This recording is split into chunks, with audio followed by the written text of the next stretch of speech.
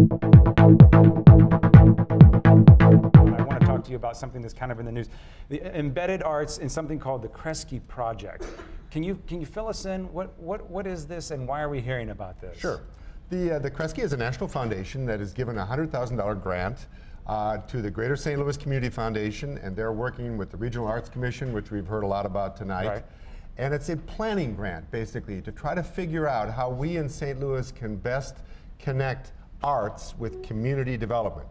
How can we have the arts be part of helping disadvantaged communities that are trying to lift themselves up, improve their communities and become better communities? Okay, so first, is that something the arts can do? I mean, we've touched on that a little bit at the table there about identity and how it brings the sense of pride in your community, but that's a tall order, it sounds like. Definitely, the arts. It's a national phenomenon that cities all around the country are using the arts. And maybe 20 years ago they were using the arts in the sense of what I call the iconic arts, the symphonies, the big institutions, the museums on a hill. Now it's much more what's called the embedded arts.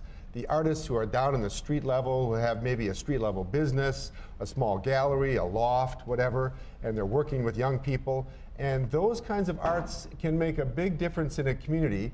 The art by itself cannot turn a community around, but if it's part of an initiative and it has a kind of natural cluster and natural evolution, you can build on that and hopefully reach a kind of tipping point in a neighborhood where you can create the pride in the neighborhood, you can create the identity of the neighborhood, and you can get people involved.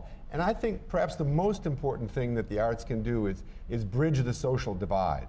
When people experience the arts, when they come and hear the blues or whatever, they're really cutting across the boundaries, right? And bridging that divide. It's called bridging social capital is the term. Mm-hmm. If you can bridge these divides, you can bring the community together, it can have a big impact on community development. So back to the project, the Kresge, Kresge Project.